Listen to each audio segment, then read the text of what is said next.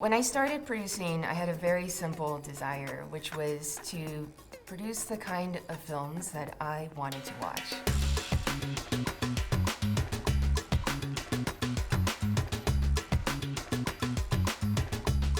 One day I made a list of all the things that I wanted to do every day that I liked.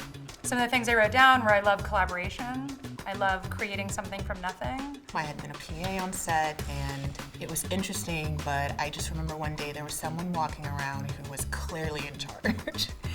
And I said, I want to know who that person is, and it wasn't the director, it wasn't the AD, it was the producer. Nobody has any idea what the job is, what we do, what it requires, what difference it can make in the life of a film. Producing is sometimes the invisible hand that the people making the film experience that the audience might not be aware of, that has allowed the director to make the best art that they can make. My favorite thing about the job is really the nerdy, geeky stuff, like budgeting, scheduling, and then like literally throwing that to the side and going out into the field. You need to have advocates, you absolutely do, because this is an industry without rules, without a clear ladder to success, and you need people who are in those rooms already who can at least open those doors for you.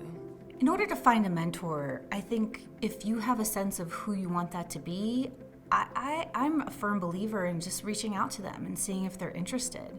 Don't be afraid to send an email. Don't be afraid to call someone. I mean, like, I'm kind of old school in that sense. I'm like, pick up the phone, you know, like people still answer, trust me.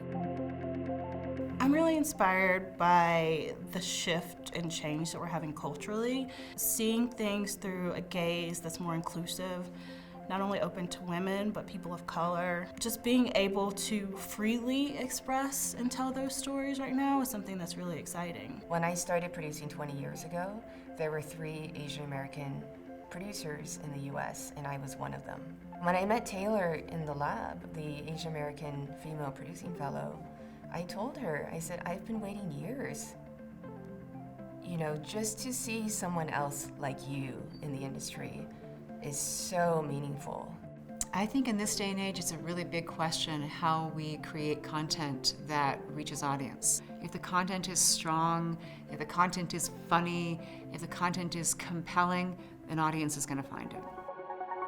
What was exciting to me as an advisor in the lab was seeing the next generation of producers coming up and how much hope and excitement it gives me for the future of our industry.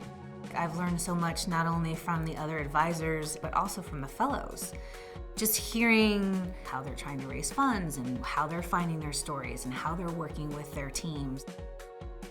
I don't think I was expecting as much of who are you as a producer and what are you trying to say with your work. What it was an environment that felt incredibly safe to do the one thing producers never really are supposed to do, which is kind of like take off the cape and take a deep breath and just let it all out. And it didn't feel like school. It felt like summer camp with a ton of therapy in the mix.